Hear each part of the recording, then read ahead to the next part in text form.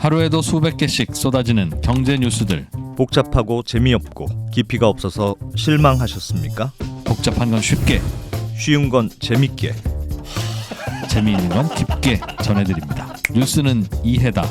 언더스탠딩. 유튜브에서 언더스탠딩을 검색하세요. 좋아요 안 누른 당신 부끄럽군요. 구독 누르세요. 저는 2%고요. 인사 한번 해봅시다. 저는 안승찬입니다. 네, 저는 2%입니다. 예. 네. 여러분이 좋아하시는 2%입니다. 왜 강조하고 그러세요? 요즘 나이가 들면서 네. 좋아요를 갈구해요? 네, 사랑받고 싶고 관심 받고 싶고 네. 좋아요 받고 싶어요. 아, 나이 들었네. 나이 들었어. 그쵸. 네. 마음이 약해지셨네. 그러니까 이제 인생 뭐 안 남았다 생각되니까 그냥 외롭고 막 그러고 싶어. 근데 이제 그리고 이제 요즘 막 댓글도 보는 시간이 늘고 있어요. 점점? 네. 난 욕한 사람 있나 없나? 누가 나 욕하나 이렇게 다 봅니다, 여러분. 자주 하시는 분 있어요. 좋아한대잖아요. 어제 실시간 채팅창에 보니까 2% 팬클럽을 결성해야 되겠다. 뭐 그런 얘기도 막 올라왔다니까요. 네, 좋은 현상입니다. 네. 자, 오늘은 박수익 기자님. 버릴 게 하나도 없는 박수익 기자님. 네. 그렇게 1시간 내내 많은 이야기를 하는데 딱 하나 버릴 말도 없고 더할 말도 없고 굳이 2%가 막 이리저리 시비를 걸려고 하나 네. 또 결국 감동하고 감화되고 마는 네. 비즈니스워치의 박수익 기자님과 함께 네. 오늘은 오스템 임플란트의 횡령범 네. 점점 이제 개인 그냥 범죄로 좀 더 기울는 것 같기는 한데요. 네. 예, 그런데 5% 이상 이제 취득했을 때 네. 공시를 하도록 되어 있는 걸 그렇죠. 왜 굳이 자발적으로 했을까? 맞아요. 그 질문에 대한 답을 찾아가는 과정에 네. 이제 대량 보유자의 공시라고 하는 게 어떤 형식을 갖고 있고 어떤 절차에 의해서 어떤 의미를 띠는지까지 네. 이번 기회에 좀 알아보려고 합니다. 야, 저는 하여튼 제가 사실은 이 박수익 기자랑 5%룰 가지고 해서 제가 좀 궁금해서 예. 전화로 물어보고 했는데 이걸 가지고 1시간짜리를 콘텐츠로 만들어 올지는 진짜 몰랐어요. 예. 와, 대단합니다. 오늘 광고주 맥주가 네. 잘리는데? 왜? 잘리고 잘려요? 있어요. 잠깐만요. 광고주. 우리 하나밖에 없는 광고주야. 이것도 중요해요. 판넬도. 이것도? 네, 그럼요. 이것도 광고주 판넬이구나. 그럼요. 어떡하지? 얘를 지워버렸어야 되는데. 바꾸자. 얘를 지워버렸어야 되는데. 바꾸자. 네. 아, 이렇게 광고주를 생각하는 마음. 이게 처음이라 이래요. 네. 나중에 이제 광고 많아지면 네. 그냥 줄 서시오 할 겁니다. 예. 바로 소개해드립니다. 비즈니스워치 박수익 기자님 어서 오세요. 안녕하세요. 네. 네. 안녕하세요. 네. 박수익 기자님 앞에 있는 저 공시줍줍이라는 책은 쓰신 책인가 보네요. 네. 네. 야. 2%님이 강추해주신 네, 제가 추천사를 쓰고 아하. 안에 내용물은 박수익 기자가 쓰고 쓰고. 와. 저는 그냥 한 줄 보탠. 엄청 잘 팔린다고 들었습니다. 네. 공시줍줍. 사실 이진우 프로가 네. 제가 네. 실력과 뭐 내공에 비해서 네. 고평가돼 있잖아요. 사실 인지도는 좀 있거든. 인지도 있죠. 인지도는 조금 있어. 뭐 있죠. 뭐 실력도 없고 내용도 없는데 네. 그래서 이제 그 책을 쓰고 나면 추천사를 써달라는 요청 많이 오잖아요. 많이 옵니다. 네. 네. 그럼 저는 어. 그걸 이제 가려서 써야 되잖아요. 네. 그래도 함부로 추천할 수는 없잖아. 그렇지. 그런데 저는 다 써줍니다. 그냥 다. 함부로 추천합니다. 네. 그렇다 보니 네. 아주 훌륭한 책이다라고 썼긴 썼지만 어. 내가 봐도 이건 아니지라는 그런 책도 책도 많아요. 있어요. 많아요. 네. 물론 그 중에는 추천사를 쓰는 내가 영광일 만큼 좋은 책도 있어요. 근데 섞여 있어. 그러니까 여러분들은 어차피 구별 못합니다. 예. 그런데 저 책은 어. 추천사를 쓰면서 정말 내가 쓰는 게 감사하다. 정말 좋은 책이다. 네. 그런 생각을 했던 기억이 있습니다. 올해부터는 추천사 하나 쓸 때마다 한 2만 원 좀 받을 예정이에요. 안 되겠어. 뭐 1년에 거의 한 30개 정도 쓰는 것 같아요. 추천사를. 무슨 회사예요? 추천사 회사? 그러나 아직은 다 읽어보고 쓰긴 합니다. 네. 알겠습니다. 자, 박수익 기자님. 네. 네. 오늘은 네. 그 지분 공시 5% 룰 네. 공시. 예. 그 굉장히 하여튼 특이했어요. 5% 그때도 임선 대표님 나오셨을 때도 네. 5%룰 공시를 자발적으로 했다. 네. 한 거 아니냐. 네네. 희한하다. 뭐 그런 아무래도 얘기를 나눴었죠. 예. 임선 대표님 그 방송을 아주 열공해서 봤고 네. 이 뭘부터 말씀을 드릴까 하다가 5% 공시 자체는 중간중간에 제가 설명을 좀 드리고요. 예. 간단한 개념만 설명을 드리고 공시를 직접 보면서 그냥 설명을 같이 한번 보는 게 좋을 것 같은데 우선 첫 번째로 이 횡령범이 동진 세미캠 주식을 지금 산 거는 다 알려져 있잖아요. 네. 1,400억 원어치. 그 5% 공시를 두 번 냈습니다. 한 번은 최초 샀을 때 냈고 두 번째 팔았을 때 냈는데 네. 다 공시가 굉장히 이거 늑장 공시에 허위 공시가 수두룩합니다. 이 공시 안에도. 그래서 어떤 공시 하네요? 그 횡령범이 동진세미금 주식을 샀다고 5% 이상 샀다고 공시하거나 했던 그 아. 공시. 그것도 그래서 허위 공시가 있어요? 이것도 횡령 혐의와 별개로 형사처벌 대상이 될 수가 있고요. 아, 그래요? 네. 또 하나는 이건 별도의 공시를 오스템 임플란트 최규혁 회장이 본인이 네. 최대 주주로서의 지분 공시 5% 공시를 했을 때 나타났던 특징들도 한번 뒤에 보고 그렇게 야. 두 가지로 그렇죠. 나눠서 네. 예. 보고요. 우선 간단하게 5% 공시를 왜 우리가 5% 공시를 하냐? 기본적으로 지분율 기준점이 5% 이상 넘어갔을 때 네. 처음 공시를 하고 또 그 상황에서 중요한 것은 1% 포인트 이상 변동이 되면 위아래로 다시 공시를 하고 그 공시하는 시점이 또 5일 이내이기 때문에 역시 5가 두 번 들어가서 5% 공시 이렇게 되는 거죠. 네. 예. 그래서 우선 그 화면을 좀 보여주시면 지금 제가 이 이현식이라는 사람이 동진 세미캠 지난 10월 5일 날 공시했던 5% 공시입니다. 제목이 주식 등 대량 보유 상황 보고서죠. 이게 첫 번째 공시죠. 첫 번째 공시입니다. 예. 이 날짜가 혹시 보이실지 모르겠는데 10월 1일이네요. 5일입니다. 아, 공시 5일이에요? 날짜가 10월 5일이고 하나씩 그냥 쭉 보면은 일단 대량 보유자의 얼굴을 지워주세요.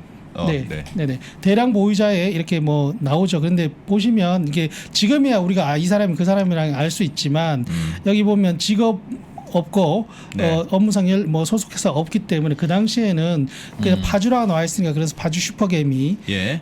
이렇게 되어 있었던 것이고 그 다음에 이제 두 번째 보유 비율을 보면 주식 등 7.6% 주권 7.6% 이렇게 돼 있죠. 참고로 네. 이게 옆에 있는 의결권 발행주식 총시는 동진세미캠의 총 주식이고 이 주식의 7.6%라는 건데 네. 이건 앞으로 공시를 보실 때 여러분들이 좀 보시면 좋은 게 주식 등이 있고 주권이 있는데 이 차이점 뭐냐면은 주권이라는 것은 우리가 흔히 얘기하는 보통주 주식 의결권이 있는 주식 예. 또는 보통주로 전환 또는 상환될 수 있는 우선주 그러니까 전환 우선주 상환 우선주를 얘기하는 겁니다. 네. 기본 아무 의결권이 없는 우선주는 보고 대상이 아니고요. 아. 근데 주식 등이라는 건 뭐냐 하면은 그런 주권까지 포함해 가지고 우리가 전환 사채권이라든지 교환 사채, 신주임금 사채 이런 주식으로 전환할 수 있는 권리가 포함된 지금은 주식이 아니지만 주식이 될 가능성이 있는 그 권리까지 다 포함한 건데 두 개는 비율이 같은 것은 이제 이 사람은 그러니까 주권 즉 주식으로만 가지고 있다는 뜻이고요. 이 상황에서는 사실 중요한 건 아닌데 앞으로 다른 공시를 볼 때 그런 것들이 원래 주식 등으로 돼 있으면 주식만 있는 게 아니고 네. 이런저런 주식으로 바꿀 수 있는 권리를 갖고 예. 있는 거인 경우에 등을 붙인다. 네, 다시 한번 메인 첫 화면을 다시 한번 보여주시면 제목이 네. 이렇게 돼 있죠. 주식 등, 네. 주식 대량 보유 상환 보고서 아니라 주식 등이라고 돼 있잖아요. 그러니까 여기에 우리가 아는 주식 말고 주식으로 전환될 수 있는 모든 그런 권리들이 다 같이 들어가야 되는 공시입니다. 그런 것이고. 알겠습니다. 자, 이제 중요한 게 이제 세부 변동 내역인데 여기에서 이 사람이 10월 1일 날 네. 10월 1일 참고로 이 5% 공시에서 공시에 나오는 변동일이라는 것은 밑에 계약 체결이라고 나오지만 이게 무슨 뜻이냐면 매수 또는 매도를 해서 주문이 체결된 그날입니다. 우리가 보통 주식시장에서 매수 또는 매수 매도 버튼 누른 날. 네, 눌러서 체결된 날. 예. 보통 우리가 주식시장에서 결제일이라고 하는 것은 매수 매도 뒤에 이틀 뒤잖아요. 네. 그게 아니라 그날 매수 매도 버튼 누르고 체결된 그날이 10월 1일입니다. 네. 이날을 기준으로 해가지고 이제 이날 빼고 5영업일 안에 공시를 해야 되는 것이 5% 공시이고요. 그래서 이 사람이 397만 주, 이게 지분율로는 397만 주를 주당 36,000원에 샀다. 그래서 총 매입 금액이 얼마나 되냐? 1,429억 원이다라는 것이 이제 나오는데, 네. 일단 이 첫 번째 화면, 지금 보시는 이 화면에서 일단 허위 공시가 하나 등장을 합니다. 보시면 뭐가 더위 공실까요? 이게 이제 먼저 이 사람이 공시한 그 서식이 일반 양식, 메뉴에 보면 조그맣게 일반이가 되어 있는데, 이게 뭐냐, 경영 참여 목적이 있을 때 네. 공시를 이 양식으로 하는 것인데, 이것도 뒤에 설명드리겠지만 굉장히 중요한 거거든요. 왜 이거를 이 사람이 지분을 사서 5% 이상 사가지고 공시를 할 때는 네. 단순 투자, 나는 그냥 다른 건 필요 없고 뭐 배당을 받든 아니면 시세 차익을 노리든 단순 투자 목적이다 네. 라고 공시하는 게 있고, 그럴 때는 여기 약식이라고 붙습니다. 약식. 지금 공시 제목이 일반인데 어디 일반이라고 다시 저. 보여드리면 밑에 일반 서식이라고 돼 있군요. 이거를 먼저 괄호 열고 일반이라고 되어 있잖아요. 저 왼쪽. 이게 조금 작게 돼 있죠. 네. 일반 여기 돼 있죠. 주식 등의 대량 보유 상황 보고서라고 되어 있고 공시 제목이 네. 괄호 열고 일반이라고 되어 있는데, 일반으로 이거는 이제 경영 참여 목적이 있다는 뜻이고, 여기에 일반이 아니라 약식으로 돼 있으면 경영 참여 이런 게 아니라 이제 단순 투자로서 시세 차익이나 배당 정도 뭐 하는 그런 단순이라고 하면 그냥 샀다는 뜻이고, 약식이라고, 일반이라고 하면 경영 참여의 목적이 있을 때 약식이라고 일반이다. 하면 이게 일반이다. 아, 그래요. 근데 이 사람이 왜 이걸 경영 참여형 공시로 했느냐, 굉장히 좀 뒤에 설명하겠지만 중요한 포인트가 있을 것 같아요. 어쨌든 우선 취득 자금을 보면 네. 여기서 뭐가 허위 공시냐면 이현식 자기 자금으로 취득했다고 되겠죠, 그죠? 1,400억 원의 자기 자금이 어디 있겠습니까? 내 돈으로 했다. 네. 그건 뭐 횡령금이지만 내 돈이라 그럼 횡령금으로 쓸 수는 없었을 그래, 거 아니에요. 이 자기 자금의 원천이 뭐냐? 네. 투자 이익이다. 그러니까 자기가 그 전에 다른데 투자했던 걸로 네. 내가 자금이 있고 그걸로 이번에 동지세미캠 주식을 산 거다라고 이제 한 거예요. 그래서 이 공시만 봤을 때는 그래서 소문이 그렇게도 많이 났죠. 이 사람이 코인 같은데 투자를 많이 해가지고 투자 수익을 많이 얻었던 그런 개인 슈퍼겜이었다. 그런 추측들이 많았어요. 왜냐하면 자기 자금이 원천이 투자 이익이라고 했으니까. 그러니까 어딘가에 다른데 투자한 걸로 자기가 이익을 봐서 네. 내 자금이 많은데 그걸로 다시 동지세미캠 샀다라는 것이죠. 그거는 검증할 수는 없습니까? 그냥 자기가 그냥 쓰면 되는 건가요? 예, 이거는 기재 내역에 뭐 객관식입니다. 자기 자금 또는 차익금 기타 뭐 이런 식으로 해서 이제 본인이 쓰고 예. 일일이 다 이걸 검증을 못하죠, 현실적으로. 검증을 못하고 이렇게 문제가 생겼을 때 이거는 결론적으로 허위 공시가 명백하잖아요. 근데 이 내용은 사실 허위 공시라고 하더라도 처벌 수위가 높은 항목은 아니에요. 예. 예. 높은 항목은 아니고, 참고로 지금 나오는 게 이 금액 동진세미캠을 샀던 이 1,430억 원의 자금을 예. 처음부터 다 횡령을 해서 샀는지, 일부만 횡령을 해서 사고 일부는 미수로 땡겼는지 네. 조금 아직까지 정확치 저걸로는 않거든요. 구별 안 간다는 거죠. 예, 이걸로도 구분 안. 이거는 아예 구분 못 가게 허위 공시를 해놓은 것이고, 예. 현재 상황에서 수사가 조금 더 진행이 되어야 되는 게, 이 당시에 제가 모든 수사 상황을 실시간으로 다 뉴스를 검색하는 게 아니어서 제가 네. 검색한 바로는 네네. 미수로 샀다고 들었어요. 미수로 샀으면 예. 이 전액을 미수로 사는 것은 불가능하고요. 미수라는 것이 그러니까 아예 그냥 자기 돈 영원인 상태에서 미수로 살 수는 사지는 없죠. 않고, 저희 이제 제가 취재한 건 아니고 저희 회사의 다른 증권팀 후배가 취재한 바에 따르면 이 이현식이 이제 키움증권이잖아요. 예. 그 당시에 이 동진세미캠 주식의 미수금, 그러니까 증거금률이라고 하죠. 20%였다고 네. 하거든요. 예. 그러면 1,430억을 샀을 때 20%는 본인이 내야 되고 한 280억 나머지, 정도. 예, 한 300억, 280억. 그러니까 280억도 없으니까 280억 횡령금은 이미 있는 거고. 있는 상황에서 예. 나머지를 미수로 예. 샀을 가능성이 있는 거죠. 한 1,100억 정도를 네. 샀다. 그렇게 샀으면 이제 나중에 또 갚아야 되니까 그 과정 예. 그 과정에서 이제 뒤에 이 사람이 왜 그런데 미수로 샀으면 이틀 안에는 어떤 식으로든지 해결해야 되는데 네네. 다음 날까지. 네네. 그런데 그렇다면 7%를 하루에 다 샀다는 뜻입니까? 네, 미수로? 이거는 7% 하루에 산 걸로 아, 그날 대량 거래가 있었나 봐요. 예, 대량 거래도 있었고 그래서 혹시 공시서식이 잘못됐을까 해서 제가 금감원에도 물어봤는데 네. 금감원에서는 이건 당일 하루에 다 매입한 이야. 것이다. 한 회사 주식의 7%가 하루에 다 사질 수도 있구나. 그날 유독 거래량이 엄청 많았습니다. 거래량을 보니까 네, 네. 쌤이 예. 일단 요 상황에서 요런 이게 최초의 공시고 예. 이게 이 사람이 어쨌든 경영 참여를 하겠다고 했어요. 경영 참여를 하겠다고 하고 7% 지분을 한 방에 샀고 그게 자기 자금이다라고 했어요. 여기서 일단 허위 공시도 있고 여러 가지 문제가 있는데 네. 이제 두 번째 공시를 한번 볼게요. 두 번째 공시를 보면 이게 이제 12월 30일 날 또 한 번 공시한 겁니다. 같은 양식인데 예. 내용을 보면은 대량 보유자 같은 사람이고 네. 보유 비율을 보면은 직전 보고서 이건 약간 단순 오기예요. 10월 1일이 아니라 10월 아까 5일이었죠. 네. 이거는 단순 착오라고 보고 7.62%의 주식을 12월 30일에 1.07%만 남았다. 즉 6.55%를 팔았다. 네. 336만 주를 팔았다라는 것이고 이게 여기까지 보면 큰 문제는 없어요. 아 일단 팔았구나. 아 뭐가 돈이 안 돼서 팔았구나. 근데 이제 세부 변동 내역을 좀 봐야 되는데 네.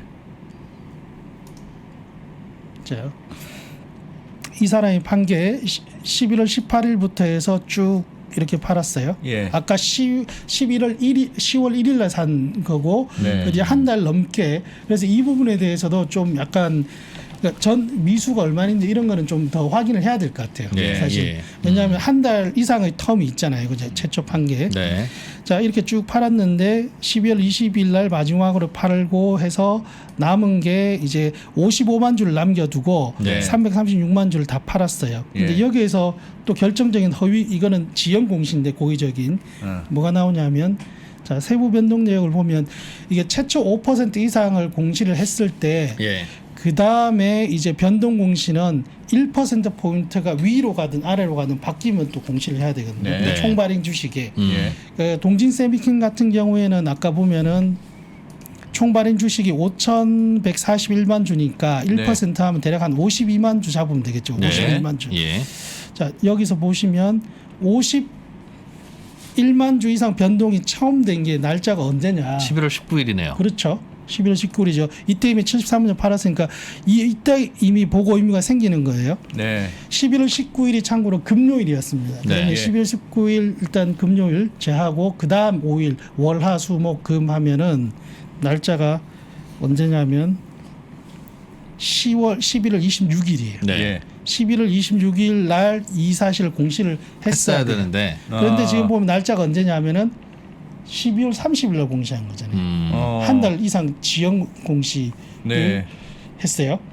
팔 때는 공시 안 했다 이거죠, 그죠? 뭐 공시를 늦게 한 거죠. 늦게 한 한 달 거죠. 이상 늦게 한 거죠. 네. 고의적으로. 아. 이건 고의적이라고 한다는 볼 걸 수밖에 알면 없어요. 주가가 내릴 거니까. 네. 아하. 이제 다시 그 정리를 한번 하면 네. 아까 그 처음에 살 때는 네. 7%를 한 방에 대량으로 살 때는 공시를 하는 시점이 10월 1일 날 샀고 그래서 공시 시점은 오영업을 계산하면 10월 8일까지였거든요. 예. 네. 근데 공시를 언제 했냐면 10월 5일 날 했어요. 그러니까 네. 좀 당겼죠. 공시 마감 시점보다 빨리 네. 했어요. 예. 그 다음에 이제 나중에 팔 때는 이 사람이 팔 때는 공시를 11월 26일까지 해야 되는데 달을 넘겨가지고 그것도 작년 주식 마지막 거래일 납회일 때 12월 30일 날 아하. 한 달 지연 공시를 한 거예요. 살 때는 빨리 공시를 하고 팔 때는 매우 늦게 예. 지연 공시, 늑장 공시를 했어요. 이게 왜 그럴까? 예. 단순 실수는 분명히 아니고 뭔가 의도가 있지 않느냐. 경영 참여를 내걸고 네. 주식을 샀다고 처음에 공시를 한 거잖아요. 네.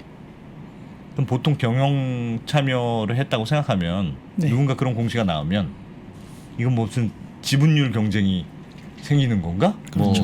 그럴 수도 뭐 있죠. 여러 예. 가지 생각이 드니까 그건 주로 호재로 생각하니까 네네. 그래서 빨리 한 걸까요? 그 뭐 이런 얘기도 있던데, 그러니까 뭐 이 사람이 왜 이거를 자기가 그 자기의 정체를 드러내면서까지 예, 공시를 했을까? 그 궁금함이었죠. 네. 근데 정체라는 것은 사실 이름만 드러난 거예요. 이름과 생년월 앞에 77년생이다. 네, 네. 나머지 직업이나 이런 거는 세상에 얼마나 많은 이현식이 있을 수도 있고 77년생 이현식이 있을 수도 있고 하니까 사실 정체를 온전히 드러냈다고 볼 수는 없고 예. 어느 정도의 리스크는 안고서라도 이 사람이 무언가를 급하게 해야 되는 야. 상황이었던 거예요. 아하. 그 목적이 뭐냐 심플하게 그 단순 투자 목적도 아니고 경영 참여 목적으로 이 사람이 하루에 바로 사서 굉장히 빠르게 공시를 했고요. 예. 그죠? 공시 마감 시간보다 빨리 이틀 사흘 빨리 공시를 했고, 자 이 상황에서 이 정도 내가 단순 투자 목적도 아니고 경영 참여 선언을 하면서 7%를 샀으니 주가가 좀 빨리 오르겠지. 그러면 그걸 팔아가지고 차익은 내가 먹고 남는 거는 회사 돈 넣어야지. 미수를 땡겼다고 하더라도 최소한 300억 정도는 횡령 금액이 있어야 된다고 아까 말씀드렸잖아요. 그래서 회사에 넣고 자기가 뭐 차익은 챙기고 뭐 이런 식으로 생각을 했겠죠. 와. 그런데 전혀 주가가 그런 방향으로 안 간 거예요. 살짝 들썩하면서 되게 화제가 되긴 했는데 바주 슈퍼금이 화제가 되긴 그러네요. 했는데 10월 1일이 금요일이고 네. 10월 4일이 월요일인데 쉬는 날이네요. 네. 이날이 추석 추석 연휴였나? 그러면은 더 5일 늦네요. 더 빨리 안 가네요. 그러니까 5일 날이니까 할 수 있는 최선을 빨리 한 그런데 거네요. 10월 4일이 그 네. 대체 공연인지 몰랐어요. 그러면 예. 더 빨리 한 거예요, 정말. 예. 그러니까 금요일 날 사고 장 열리자마자 그다음 화요일 날 공시를 한 거네요. 네. 왜냐하면 6일까지는 팔아야 되니까. 그러면 5일, 이 6일엔 팔아야 되니까. 공시 시간을 제가 공시 시간은 제가 파악을 못했는데 공시 시간도 그때 보면 굉장히 장중에 빠르다는 하려고 소- 노력했겠네요. 당연히 장중에 했을 테고 네. 장중에서도 오전이나 오후냐 봤을 때 굉장히 빠르게 했을 것 같고 최대한 빠르게 했고 대신 그러니까 이 얘기는 이 사람이 뭐 그 5% 공시 자체가 이거는 자발적으로 본인이 하는 거거든요. 예. 금감원이나 거래소나 뭐 증권사가 시켜서 하는 게 아니고 알려주지도 않고 본인이 하는 건데 본인이 이미 이 지분을 사면서 이 지분을 사기 전부터 이걸 사가지고 5% 공시를 해야 되겠다는 계획이 다 있었던 거죠. 그러지 않고선 설명이 안 되는. 아니 그러면 또 하나 궁금함은 처음에 경영 참여로 공시를 했잖아요. 네네. 근데 조금 있다가 팔았잖아요. 조금만 한 달 정도 있다가 한두 달. 예. 한두 달 있다가 지분 다 팔았잖아요. 그런데 경영 참여라고 해도 돼요? 그 문제도 있는데요. 그 네. 문제도 문제가 되는데 일단 그 문제를 먼저 얘기를 하면은 예. 저는 그 부분이 가장 심각하다고 봐요, 사실.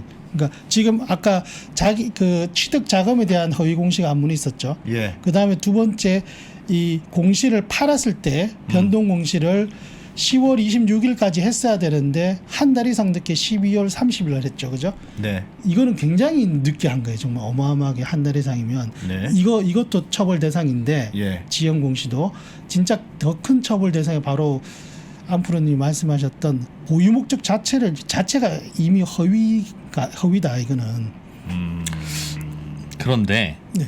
이건 내심이잖아요. 내가 경영 참여를 할 예정인지 단순 투자로 그러니까. 할 것인지 실제로는 단순 투자로 시작했다가 경영 참여 해야 되겠다 할 수도 있고 또 반대로 경영 참여로 하려다가 뭘 참여해라고 생각은 하루에도 몇 번씩 바뀔 수 있는 거라서 그거 이걸 어떻게- 허위 공시인지 아닌지를 어떻게 주장을 하고 합니까?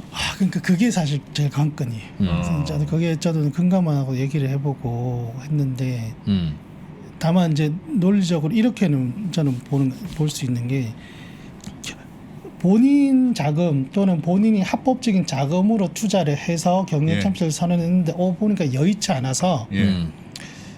좀 경영 참여와 관련된 어떤 행위를 하지 않고 네. 주식을 팔 수는 있을 것 같아요. 근데 이 사람은 애초 본인 자금이 아니잖아요, 그죠? 횡령 자금. 예.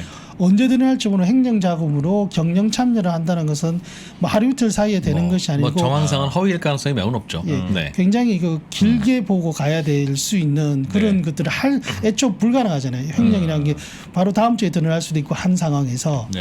그러니까 이거는 다분히 그러니까 주가를 단기간에 급격하게 밀어 올리기 위한 수단으로 단순 투자 목적의 공시를 할 수도 있었지만 경영 참여로 굉장히 선택을 한 것이고 이 자체가 그러면 그 일단 보유 목적에 대한 허위 공시로 보면 볼 수도 있겠다라는 생각이 들겠더라고요. 그래서 저는 항상 어떤 일이 벌어지면 제도를 좀 바꾸자는 주장을 자주 하는데, 그러니까 어떤 그 지분 변동 공시를 할 때 네. 보유 목적이 경영 참여인지 단순 투자인지를 그거를 말해라라고 하는 것 자체가 이상한 규칙이거나 이상한 시스템인 것 같아요. 얼마든지 허위로 할 수도 있는 상황에서 오히려 이용할 수 있잖아요.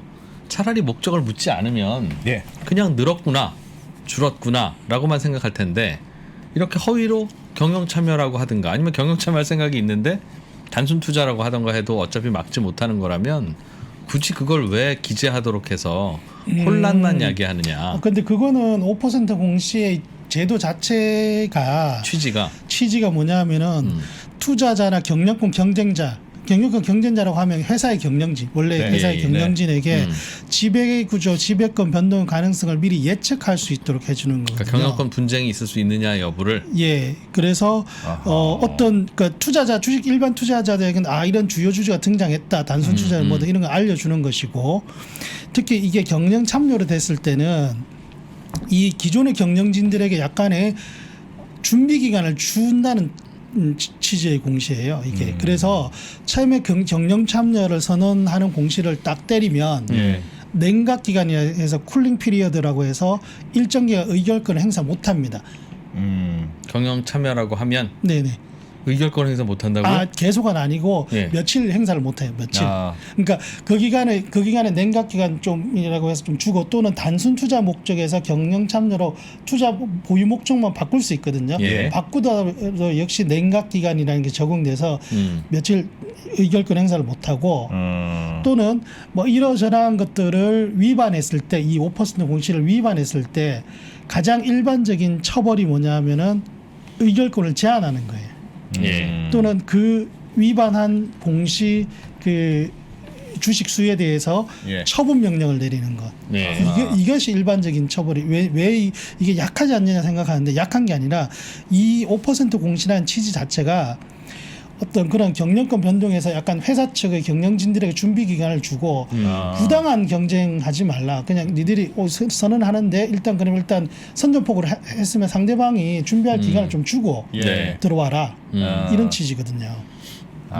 그렇기 때문에 그걸 구분을 안 하는 게 오히려 안 하는 게 조금 더 이상할 수가 있고, 지금 이 동진세미캠 이현식 이 사례는 매우 특이한 사례를 우리가 보고 있기 때문에 지금 이 사람은 그걸 이용한 거지. 역으로 전혀 경영 참여 목적 이런 게 전혀 없음에도 주가를 띄우기 위해서 이렇게 했다라고 볼 수밖에 없는 정황들. 경영 참여라고 밝히고 공시를 하면 공시한 시점부터 일정 기간이면 한두 달? 한 달?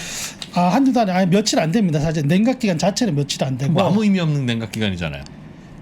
그게 무슨 의미가 있어요? 경영 참여를 하려면 예를 들면 그리고 나서 뭔가 요구를 할 텐데, 뭐 이사회에 나를 멤버를 얻으라든가 아니면 주총 소집 요구를 하든가 회사에 뭘 요구하든가 할 텐데 그 며칠의 냉각기가 있고 없고가 그게 무슨 의미가 있어요? 며칠이라도 오늘의 하라는 중요한 내용은 아닙니다만 그걸 어차피 입증도 못하는 그거를 굳이 하라고 해서 혼란만 주는 기준일 같은 게 있잖아요. 임시주총 같은 걸 할 때 주로 경영 참여해서 적대적 애면 이런 건 임시주총 이럴 때 많이 나타나니까 그럴 때 이제 주총 명부를 정하는 기준이 임박해서 하거나 뭐 이럴 수가 있고, 그래서 기본적으로 냉각 기간이라는 것은 최초 발생한 이후 이제 5일 정도 추가치적인 의결권 행사를 금지하는 거는 이게 기본적인 그냥 약간 열기를 식히는 거예요. 그래서 냉각, 쿨링 피리어드, 이게 아마 아이스하키에서 나온 용어인가요? 그 기간이고, 다만 이 5% 공시에 여러 가지 아까 얘기했던 허위 보고, 늑장 이런 것들을 위반했을 때 나오는 1차적인 제재는 원래대로라면 의결권 제한 또는 그 처분 명령. 그래서 이거 실제 많이 내려집니다. 경영권 분쟁 과정에서 이것 때문에 법원에 막 가고 그랬는데 지금 이 사람은 근데 의결권 제한이 처음이면 아무 의미 없는 의미 없죠. 이미 팔았으니까. 예. 공시잖아요. 네. 그러면 이 사람에게는 어떤 제재가 이걸로 내려질 수 있느냐를 네. 이제 봐야 되는데 아까 처음에 이제 지금 허위 공시 두 건에 지연 공시 한 건인데 허위 공시는 첫 번째 자금 그 자금을 자기 자금이다라고 네. 썼던 거 허위 공시 이거는 사실 약해요. 그래서 이거는 별로 논의할 거리가 안 되고 네. 허위 공시 아니 늑장 공시 그러니까 처분 사실을 한 달 이상 늑장 공시한 내용은 네. 이거는 어떤 사안의 중대성 이런 걸 좀 따져가지고 예. 이렇게 봐야 되는데 그랬을 때 이제 금융당국이 뭐 이 사람에 대해서 뭐 수사기관에 고발을 한다든지 네. 뭐 또는 과징금 경고 이런 과징금 경고 사실 이 사람한테 아무 의미 없고 예. 일반적인 회사에서는 중요하죠 그것도 예. 근데 주로 이제 수사기관 고발 뭐 이런 조치 정도까지 취할 수 있는 것이고 아. 가장 중요한 건 아까 보유 목적 자체를 아주 노골적으로 허위로 네. 기재를 했다. 네. 이게 제일 센 건데 왜 그러냐면 자본시장법 시행령에 따르면 이 5% 공시에서 이제 중요 사항을 네. 허위 기재하거나 고의적으로 누락했다. 그러면 5년 이하 징역, 아하. 예. 실형, 그러니까 형사처벌 대상인데 여기서 중요 사항에 들어가는 게 중요 사항이 5가지 항목인데 그 중에 하나 들어가는 게 바로 보유 목적. 그 중요 사항으로 보는군요. 예, 굉장히. 굉장히 중요 사항으로 보는 거죠. 아하. 그래서 이거를 고의적으로 이거를 누락할 수는 없고 둘 중에 하나 선택해야 되니까 예. 고의적으로 굉장히 허위 기재했다 그러면 형사처벌. 그리고 이 형사처벌은 말씀은 해주셨- 행정과는 별개의. 아하. 네네. 아니 단순 투자, 일반 투자, 네네. 경영 참여 이렇게 그 셋 중에 무조건 골라야 되게 돼 있는. 네, 골라야 되는데 이제 뭐 단순 일반 투자는 같은 양식이고 약식으로 네. 들어가고 지금 이 사람은 그 보면은 이렇게 제가 공시를 한번 다시 보면은 한번 화면을 보여주시면 보유 목적 항목에 이렇게 되어 있죠. 그렇게 이러한 행위를 고려할 예정이다. 지금은 세부 계획은 없지만 예. 이사 감사 선임 이게 가장 큰 경영 참여 목적이죠. 아하. 그래서 이런 네. 이런 것들에 대해서 본인의 지분을 통한 영향력을 행사할 수 있다라고 하는 것이고요. 지금 채팅창에서 계속 이 오늘 주제랑은 조금 상관없지만 그 오스템 임플란트 횡령 직원의 아버지가 파주에서 숨진 채 그렇습니다. 발견됐다. 맞아. 오늘 아침에 유서 남기고 예, 나가셨다고 들었어요. 지금 예. 뭐 하여튼 연합뉴스 등의 속보들이 나오고 있네요. 그러니까 참 이게 아, 뭐 사연이 뭔지 모르겠지만 참 안타깝지만 또 예. 이게 잘못한 것은 잘못한 것이고 그렇네요. 그래서 그런 정황이 있다 보면 야. 그러니까 그게- 이거를 왜 이 사람이 스스로 공시한 이런 거는 따질 필요가 없는 게 주가를 부양해서 팔려는 빨리 목적이 팔려고. 있었을 것 같다. 목적으로 추정된다. 그리고 늦게 공시한 이유는 자기가 파는 순간 네. 대량으로 어쨌든 다시 파는 순간 공시를 즉각 했어야 되는데 네. 하면 주가가 더 내려갈까 봐. 떨어질 테니까 그걸 우려해가지고 예. 늑장 공시를 일부러 했다고 봐야 되는 거죠. 이거는 아직까지 이와 관련한 수사 뭐 이런 건 안 나왔지만 이거는 공시를 보고 합리적 추론 가능하니까 수사기관에서도 그렇겠네요. 이런 것들을 보고 하겠죠. 그리고 아까 말씀드린 보유 목적이 진짜 굉장히 고의적인 허위 기재는 아니냐에 따라서 예. 형사처벌의 강도가 이제 횡령 범죄와 별개로 또 들어가는 거죠. 제 생각에는 이때 1,400억어치를 산 것도 하루에 예. 네네. 그것도 그냥 충동적으로 산 게 아닌가 싶은 생각은 드네요. 왜요? 어떤 측면에서 이유였어요? 많이 사야겠다고 생각하면 음. 미리 빼놓지 자금을 미수를 먼저 하고 미수를 샀으니까. 먼저 하고 나중에 회사 돈으로 채워넣고 있는 이 상황이 과연 계획됐던 것인가? 그날 무슨 뭐 어떤 소식을 들었든 뭔가 동진 세미캠 이 회사가 주가가 오를 것 같긴 했던 간에 그럴 하루 수도 만에 있죠. 이걸 이렇게 산 거는 근데 그랬던 그날 일이 커진 게 아닌가 싶은. 미수를 했더라도 그 당시에 네. 이제 동진세미캄 키움증권의 동진세미캄의 증거금리 20%였으니까 지금은 아마 예. 바뀌었을 수도 있어요. 예, 수시로 예, 바뀌니까 예. 한 300억 원은 횡령을 이미 해 있는 상황이잖아요. 예. 그러면 사실 300억 원만 사도 그렇죠. 공실 예. 지분 공시 안 하고 해도 되는데 이 사람은 일부러 지분 공시를 하기 위해서 어떻게 보면 더더욱 미수를 땡겨가지고 5% 빵 넘어서 7%까지 한 방에 사가지고 공시를 해서 빨리 뭔가를 하기 위한 그런 생각이었을 수 있다. 채워 넣을 생각이 없었고 네. 애초부터. 횡령 금액까지 뭐 횡령 금액으로만 동시세무권 샀으면 5% 공시가 안 나왔죠. 아니 당시에 무슨 뭐 찌라시 같은데 동지세미캠이 어디에 인수된다 뭐 이런 얘기가 좀 돌았었다면서요. 약간 뭐 당시에. 피인수설이 있었. 뭐 그런 지금 거하고 맞물려서 경영 참여 공시를 하면 뭔가 이렇게 주가 부양이 되지 않을까 이렇게 기대한 네. 것으로 보이는데 아니 근데 그렇게 생각하면 이 지분 5%룰 공시라는 게 너무너무 중요한 공시인데 그럼요. 예. 좀 너무 허술하게 돼 있다는 생각은 좀 드네요. 그러니까 이게 기본적으로 이 되게 5% 자발적으로 그냥 다 알아서 하도록 돼 있잖아요. 나중에 문제되면 이런 처벌한다. 근데 이게 가만히 생각해 보면 이 5% 공시를 할 정도의 자금력과 그 네. 5% 이상 지분을 어떤 특정 상장 회사에 사는 사람들은 본인들이 이 공시를 하려고 사는 것이지 예. 안 하려고 억지로 안 하려고 했는데 실수로 공시하는 경우가 있다고 보면 이렇게 어렵거든요. 예. 안 하려고 하면 그냥 4.8%에 있는 4.8, 4.9에서 있다가 주가 어려움 팔고 나가면 아무도 몰라요. 그렇죠. 근데 이거 5%를 굳이 거기서 38세를 넘는다는 것은 네. 5% 공시를 하기 위해서 5%를 샀다는 얘기거든요. 그렇기 때문에 자발적으로 공시를 하는 게 허술하다는 거는 약간 이 공시의 취지하고는 안 맞을 수 있고 다만 이 공시의 허점이 그거는 있더라고요. 팔 때 그러니까 공시 자발적으로 안 하죠. 그것도 있고 아니 그러니까 5% 공시 그러니까 제가 만약에 한 6% 7% 샀어요. 네. 그러고 났는데 공시 안 하고 예. 있다가 그걸 그대로 팔았어요. 그러면 이거 아무도 모를 수 있어요. 금감원, 거래소, 뭐 증권사에서도 모를 수 있고 아니 그게 드러나질 않습니까? 이게 이제 언제 드러날 수 있느냐 아무 자기가 공시를 안 했을 때 그러니까 네. 상장 회사들이 주총을 하면 임시주총이든 정기주총 하면 주주명부 폐설을 하고 그때 상장 회사들이 이제 명부를 보죠. 네. 그리고 모르는 사람이 5% 7% 가지고 있어. 그런데 공시가 안 됐어. 바로 신고를 하죠 이때는. 예. 그런데 그런 주주명 폐쇄 기간 아닌 기간에만 딱 해가지고 샀다가 팔아 공시 안 했으면 팔면? 이거 잡아내기가 쉽지 않아요. 아. 근데 그건 허점인데 아까도 말씀드렸지만 이게 5% 공시란 것은 5%를 누가 샀으면 공시를 하기 위해서 5%를 사는 거지 예. 안 그랬으면 4.99 사고 말죠. 공시를 하고 거기에 따른 시세 차익이든 진짜 경영참여 선언이든 하기 위해서 하는 거죠. 그렇게 따지면 5%를 공시한 건 굉장히 의도적인 게 있다고 봐야 되겠네요. 그렇죠. 그렇게 따지면. 다분히 의도적. 누가 5%를 공시해야 됩니다. 뭐 알람 떠주는 것도 아니고. 네네. 그런 거고요. 만약 그렇게 공시를 했다면 네. 네. 공시 한 분이 주식을 매각할 때는 바로바로 공시가 되도록 해야 투자자들이 보호가 될 텐데 네. 그 시스템을 갖춰야 되겠네요. 처음에 살 때 공시하는 건 스스로 하되 파는 건 추적을 해서 바로바로 공개가 되도록 해야지. 그조차도 개인에게 맡기면 이번처럼 한 달씩 늑장 공시하잖아요. 다 팔고 나서.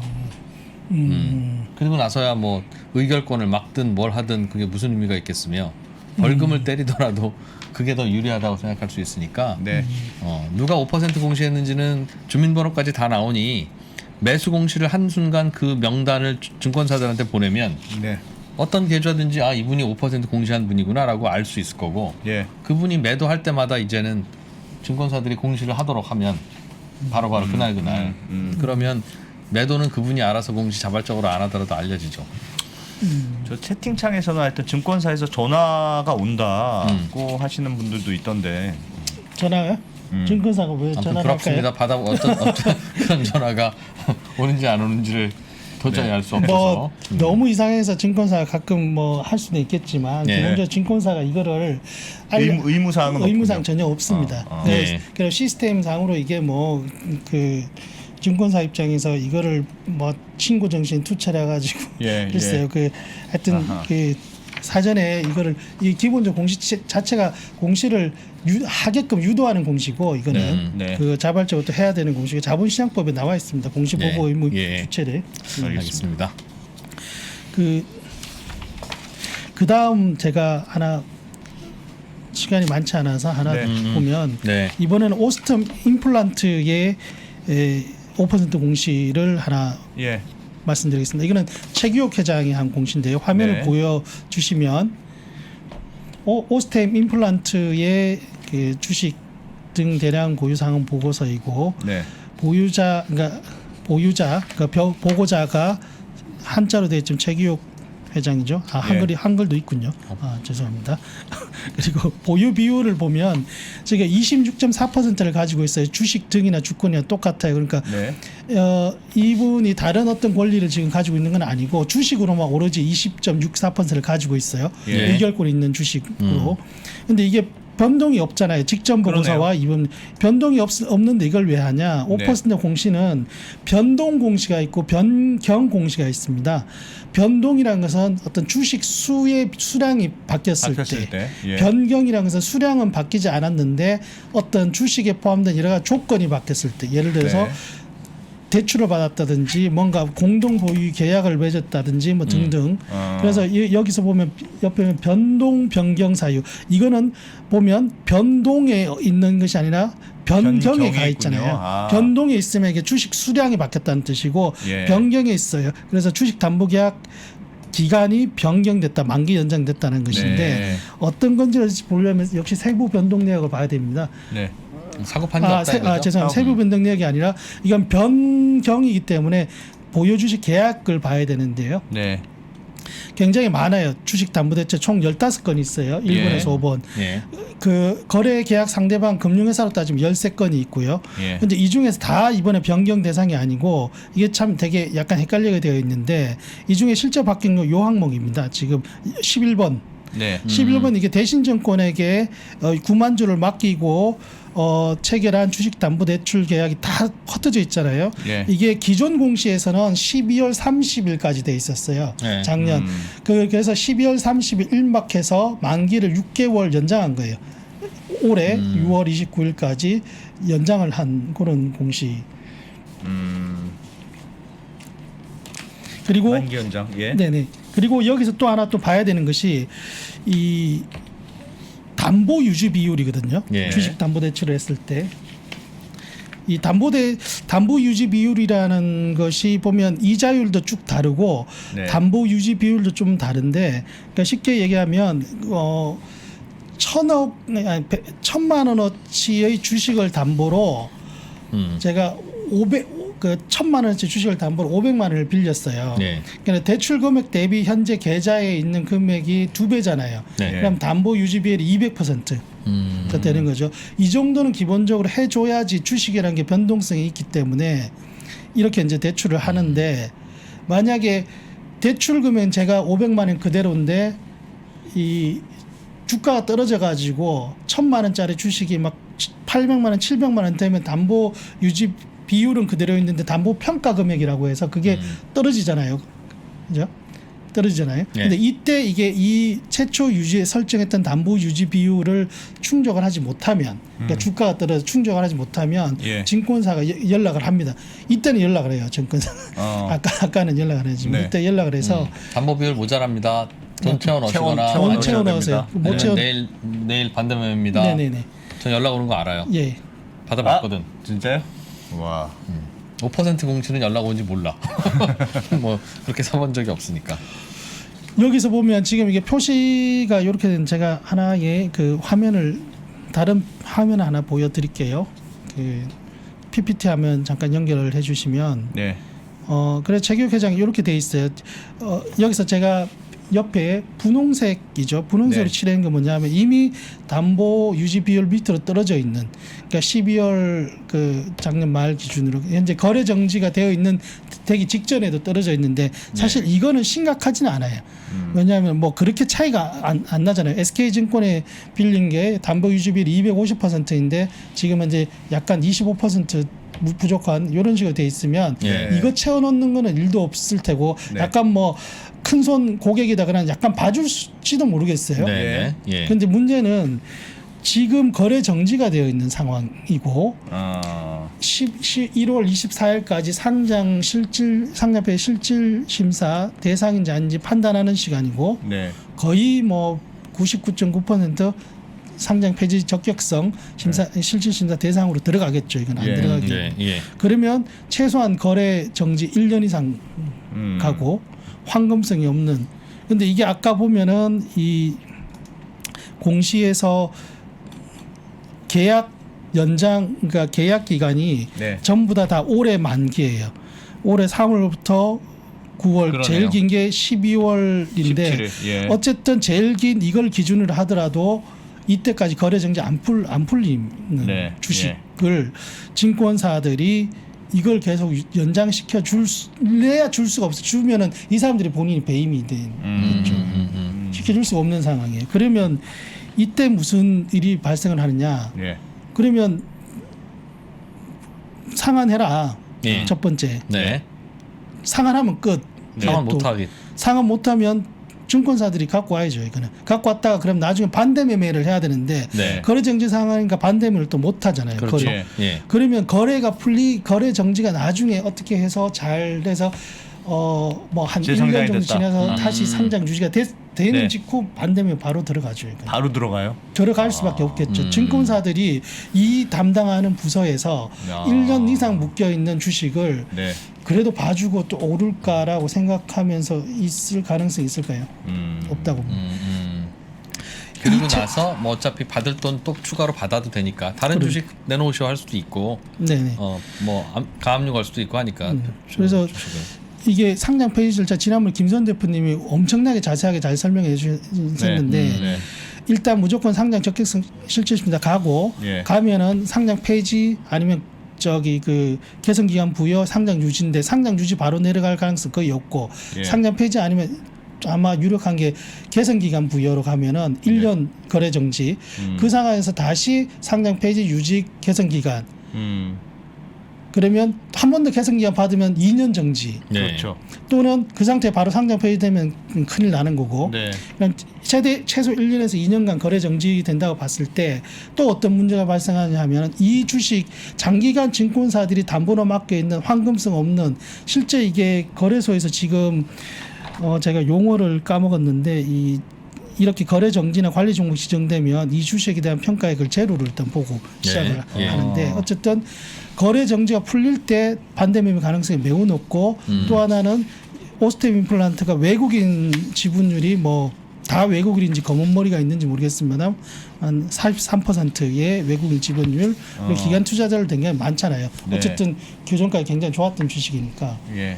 외국인 기관 투자자들도 돈이 다 묶여 있는 거 1년, 2년. 네. 이 사람들이 이게 아무리 뭐 상장 폐지 이후에 거래 정지가 되더라도 이건 일단 처분하고 다시 뭘 사든지 하더라도 일단 그러네요. 이거 외국인 기관 수급도 굉장히 안 좋을 수밖에 없어요. 이게 되게 비관적인 전망이지만 예.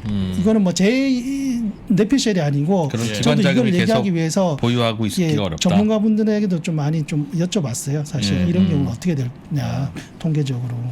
이혜린이 들어오면 기관이 살 수 있는 종목으로 생각 안 하고 다 팔라고 한다 이거죠? 그렇죠. 일단 너무 장기간 돈이 묶여 있으면 일단 이거는 어떻게 정리를 하고 넘어가야 되잖아요. 외국인이든 기관이든 또는 증권사, 그러니까 담보대출해준 증권사든.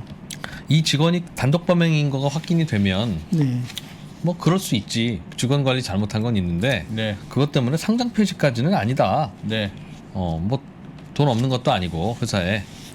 그렇게 예상들을 좀 하죠. 지금. 그래서 거래가 바로 재개될 수도 있죠. 뭐 수사기가 얼마나 빨리 나오냐에 따라서 관건일 텐데 상장 그 폐지 적격성 실질심사 기간이 판단해야 하는 기간이 아마 다음 주까지 해서 24일 전인가까지 네. 판단을 해야 됩니다. 그때까지 수사 결과가 나올겠습니까? 그래서 상장 폐지 적격성 심사에 가고 네. 그 심사에서 상장 유지 결정이 나올 가능성도 꽤 있지 않느냐 하는 질문입니다.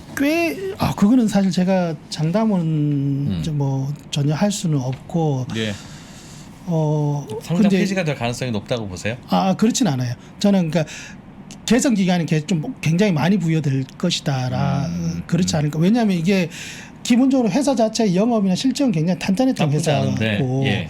이런 상황에서 또 횡령 이게 근데 개인의 단독이든 뭐든 간에 사실 횡령을 얼마나 회수하냐에 따라서 달렸다 이런 말씀하시는 분들 계신데 네. 제 생각에는 그것과 관계없이 감사 의견 자체가 제대로 나오기 어렵지 않을까 이번에는. 예. 그러니까 2021년 회계년도 감사 보고서 감사 의견은 이 숫자 자체를 예. 믿을 수가 없는 숫자예요. 예. 예. 그러면 이것만으로도 사실 상장 폐지 사유가 또 발생할 수 있거든요. 감사 의견 예. 거절 한정. 그러면 한 해 또 넘어가요. 그러면 2022년 회계 보고서가 그 감사 보고서가 내년 3월에 나오잖아요. 네. 그때까지는 일단 스톱. 뭘 하기가 좀 애매하죠, 사실. 아, 최소한 1년이다 그러면. 그렇구나. 물론 꼭 이렇게 된다는 보장은 없습니다. 다만 상식적으로 생각해 보면 이렇게 안 되면 더 좋은데 사실 피해받는 주주들을 생각하면 말씀하신 건 그러니까 네. 상장 유지가 되더라도 네. 개선 약정 기간을 주면 네네. 그러면 그 기간 부여 동안 거래가 묶여 있고 네. 그러면 그 1년이건 뭐 2년이건 그 이후에 재개가 되더라도 네.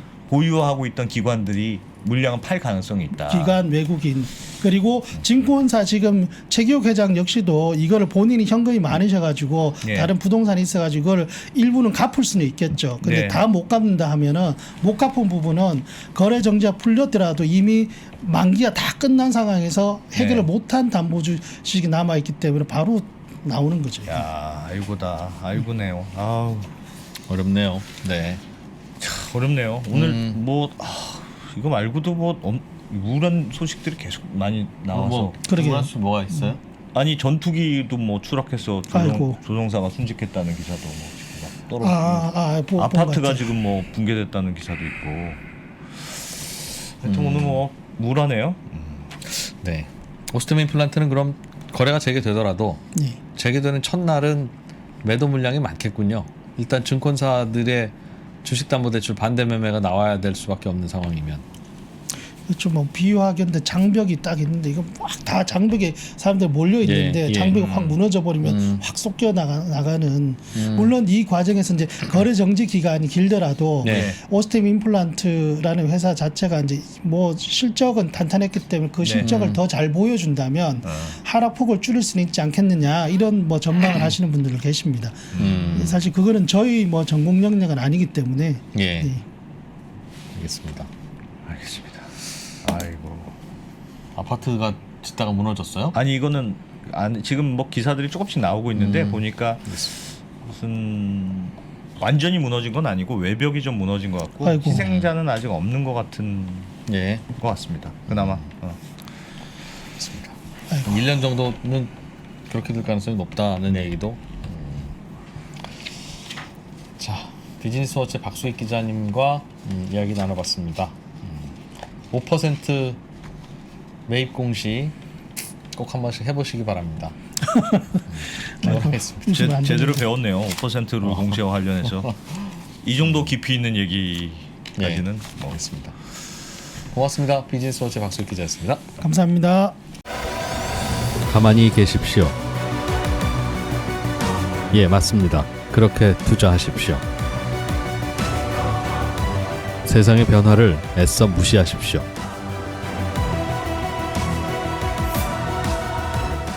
기존의 방식으로 세상을 볼 수가 없어진 겁니다. 당신이 잠자는 동안 누군가는 수익을 지키고 예전엔 답이 있었으니까 그냥 그대로 하면 되지만 이제는 구조를 스스로 짜셔야 됩니다. 누군가는 새롭게 나아갈 것입니다. 변화하고 싶다면 지금 만나십시오. 오종태의 투자 신세계.